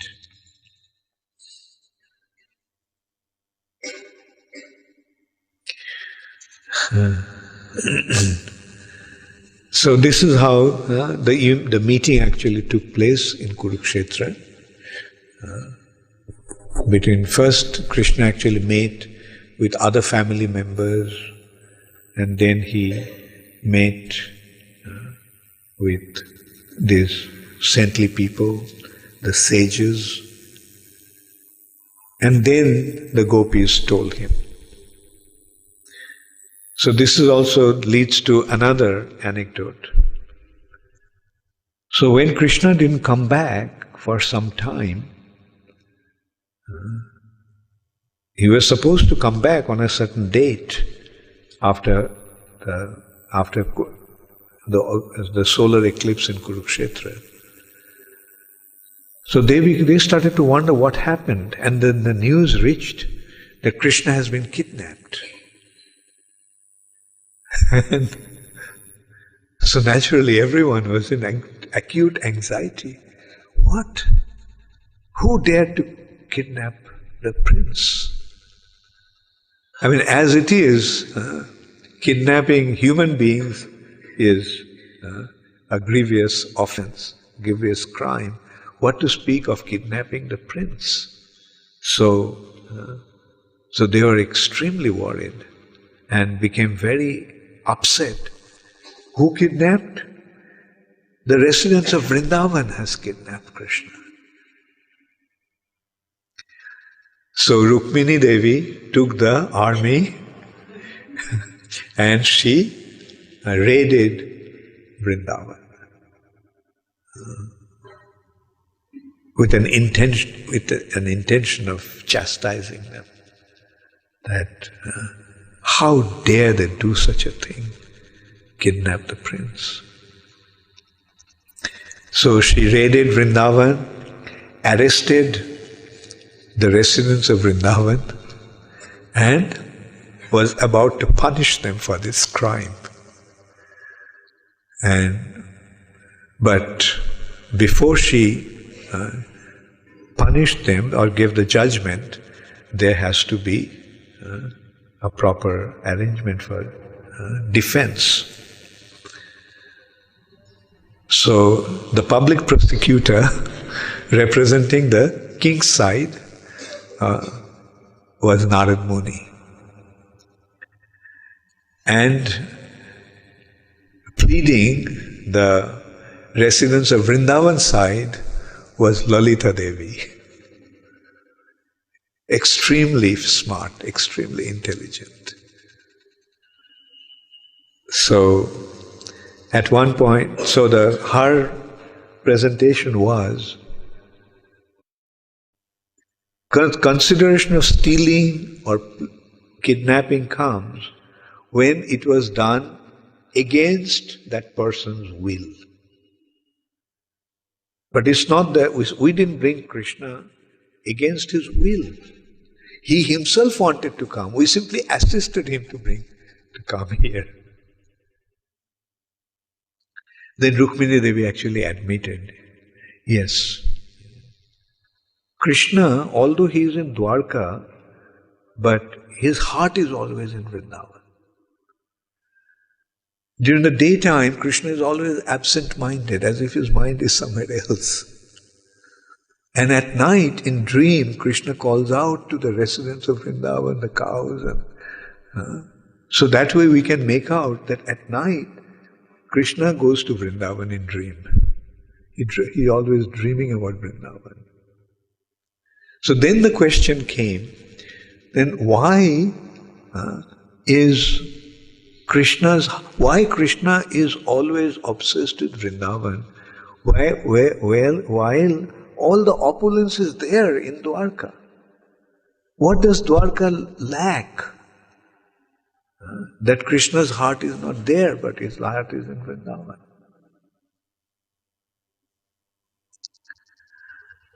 So that's what I was just briefly mentioning about yesterday in the temple after the kirtan.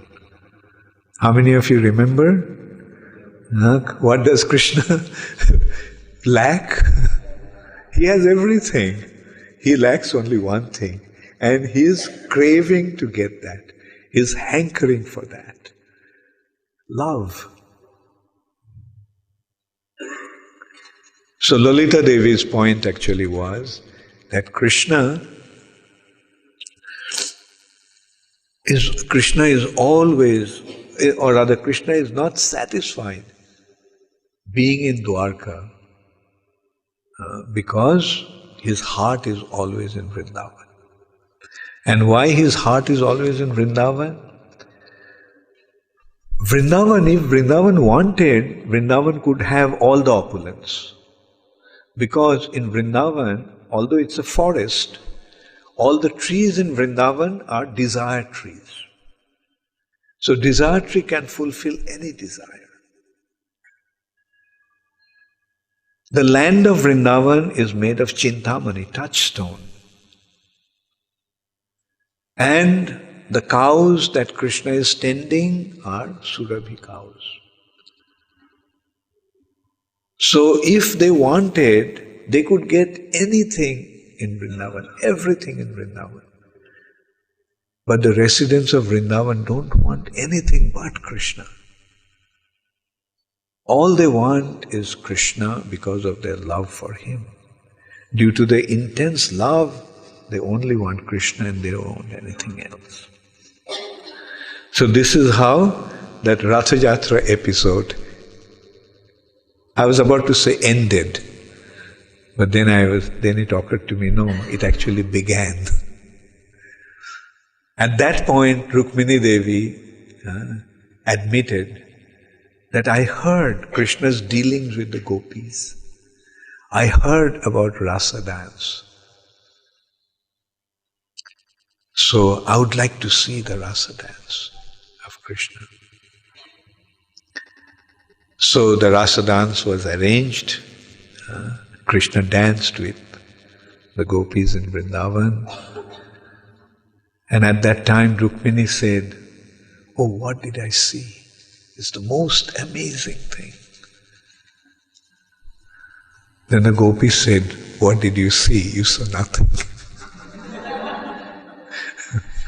Because the residents of Vrindavan were residing at the outskirt of the city, in the forest area, because they're the cowherd people.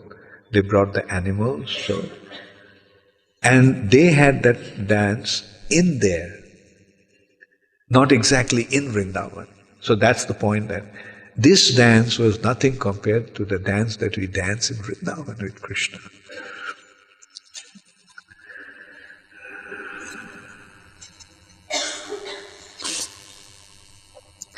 So that leads to, after that, leads to another episode. Vasudev found out now who Krishna and Balaram are.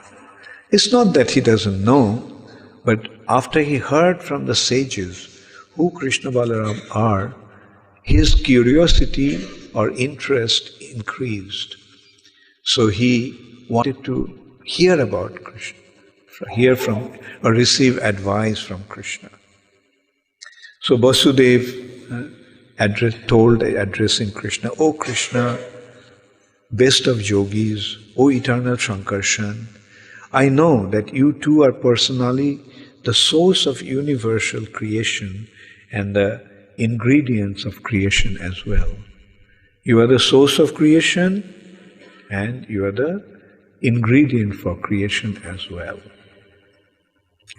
You are the Supreme Personality of Godhead, who manifests as the Lord of both nature and the Creator of nature.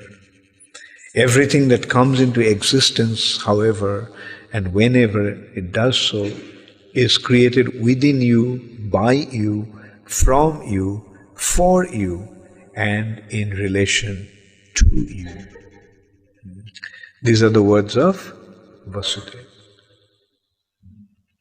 O Transcendental Lord, from yourself you created this entire variegated universe, and then you entered within.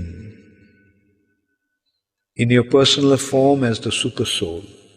In this way, O unborn Supreme Soul, As a life force and consciousness of everyone, you maintain the creation.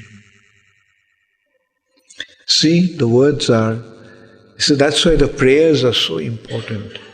These prayers are so full of meaning, full of understanding. So Vasudev, what is he actually saying? In simple words, although you appeared as my son, but you are unborn. I know that you are unborn. You don't need to take birth. It is just your pastimes. And probably you have done that because you know that we desired to have you as our son. That's why you fulfilled our desire. And the entire creation is your creation. You arranged it. Everything is being maintained by you yourself. And then everything will merge into you. Everything will go back into you at the time of annihilation. Everything will be everything will be absorbed, everything will go back to you. Whatever potencies the life air and other elements of universal creation exhibit are actually all personal energies of the Supreme Lord. For both life and matter are subordinate to Him and dependent on Him, also different from one another. Thus, everything active in the material world is set into motion by you, the Supreme Lord. The glow of moon, the brilliance of fire, the radiance of the sun, the twinkling of the stars, the flash of lightning, and the permanence of mountains, and the aroma and sustaining power of the earth, all these are actually you, meaning they are coming from you.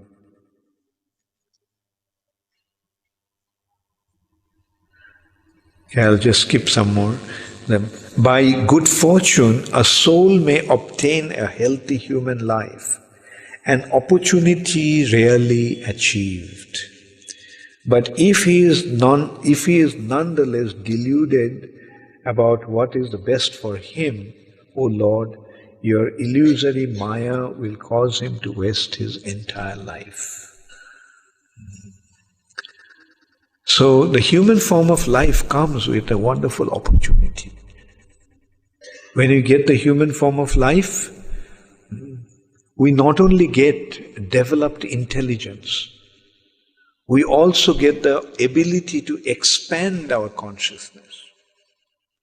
So much so that we can conceive the inconceivable in our consciousness. That is the unique aspect of the human form of life, which the demigods even don't have. That's why human life is considered to be so special. But after getting this opportunity, if one doesn't take advantage, it's just a waste of a life. So once again, that is why spreading this information, distributing this knowledge of Krishna consciousness is so important. We must give it out to others. We shouldn't just keep it to ourselves thinking, okay, now my life has been successful. No. That is there, our life naturally has been successful since we have accepted the process of Krishna consciousness. But we have the responsibility to distribute it to others also. And by distributing it, we enrich ourselves. This is one thing, the more we give, the more we get. Therefore, one should not be miserly. Material things, the more we give, the more we lose. But this is one asset. That is, more we give, the more we gain. Therefore, why should we hesitate? Let's go out and give it as much as possible. And the other consideration is, important consideration is, we should not take this process lightly. We must recognize the value of it. This is the most important thing. We don't really know due to what good fortune we have got this. If we try to assess it, then we can see that this is something that's rare for even Lord Brahma. What to speak of other living entities? Even the most exalted personality in this universe, Lord Brahma, doesn't have access to Krishna consciousness to the extent that we have it, due to Chaitanya Mahaprabhu's mercy. They have information up to Vaikuntha, but practically very little information about Vrindavan. General understanding is that Krishna of Vrindavan is just a pastime, is an incarnation of Kshirodakshay Vishnu. But what is the real understanding? Krishna is not an incarnation. Krishna is the original Supreme Personality of Godhead. All the incarnations are coming from Him. Ete changsha kala pungsha Krishnastu Bhagavan Swayam. Avatara hi asankhayo. Before that it has been stated. There are innumerable avatars, innumerable incarnations. Avatara hi asankhayo. But ete changsha kala pungsha. They are parts and parcels of Krishna. Not parts and parcels. They are parts and expansions of Krishna. But Krishnastu Bhagavan Swayam. Krishna is the original Supreme Personality of Godhead. After describing about different incarnations and admitting that there are innumerable incarnations, is being established that Krishna is the origin of all the incarnations. Krishnastu Bhagavan Swayam.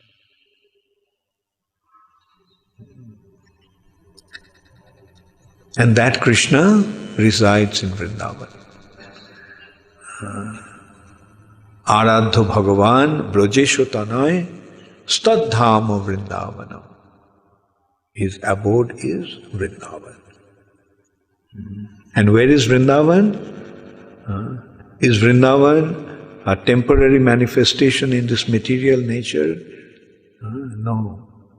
Vrindavan is the topmost region of the spiritual sky, the region which is beyond Vaikuntha.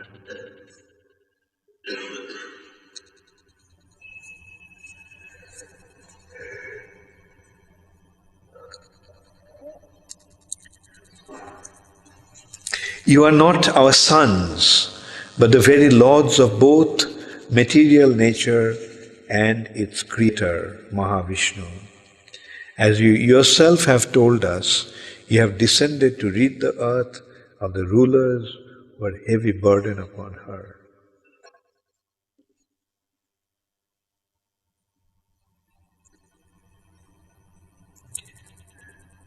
Then Krishna then appreciated his father also. Let me see.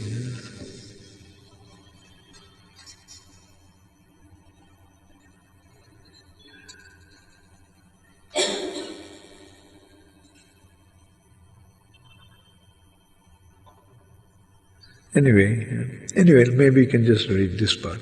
Not only I, but also you, along with my respected brother and these residents of Dwaraka, should all be considered in the same philosophical light. O best of the Jadus, indeed, we should include all that exists, both moving and non-moving. The Supreme Spirit Paramatma is indeed one.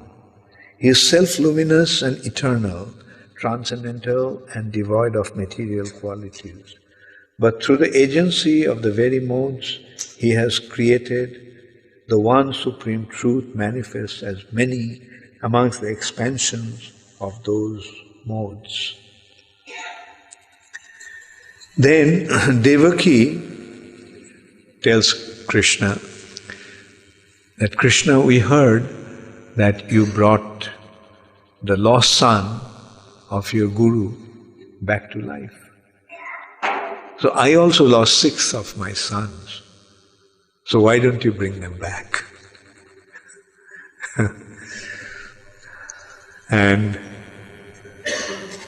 it is said that when your spiritual master ordered you to retrieve his long dead son, you brought him back from the forefathers' abode as a token of remuneration for your Guru's mercy.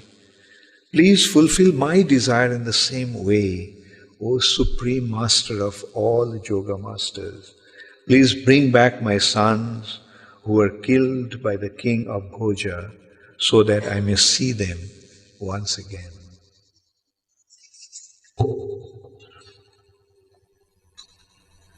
Thus, entreated by their mother, Balaram and Krishna employed their mystic Yogamaya potency and entered the region of Sutala.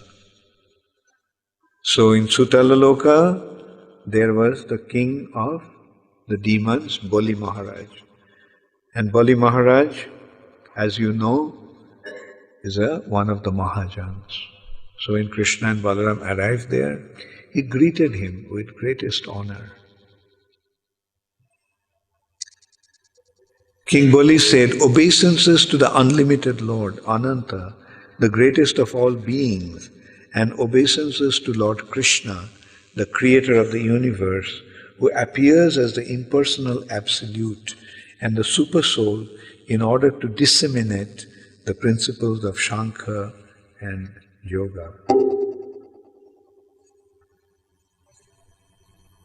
So then he asks Bali Maharaj to bring back the sons that his mother lost. Then Krishna actually told Bali Maharaj, the Supreme Lord said, during the age of the first Manu, the sage Marichi had 6 sons by his wife Urna. They were all exalted demigods, but once they laughed at Lord Brahma when they saw him preparing to have sex with his own daughter. Because of that improper act, they immediately entered a demoniac form of life, and thus they took birth as sons of Hiranyakashipu. The goddess Jogomaya then took them away from Hiranyakashipu, and they were born again from Devaki's womb. After this, O king, Kamsa murdered them. So we wish to take them from the place to dispel their mother's sorrow. Then released from their curse and free from all sufferings, they'll return to their home in heaven. Sukadeva Goswami continued, after saying this, Lord Krishna and Balaram, having been duly worshipped by Bali Maharaj, took the 6 sons and returned to Dwaraka, where they presented them to their mother.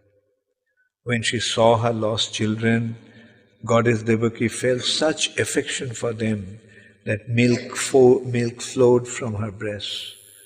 She embraced them and took them onto her lap, smelling their heads again and again.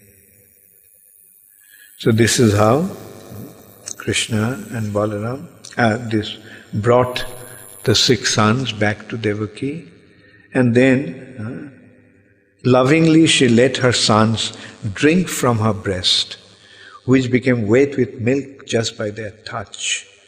She was entranced by the same illusory energy of Lord Vishnu that initiates the creation of the universe.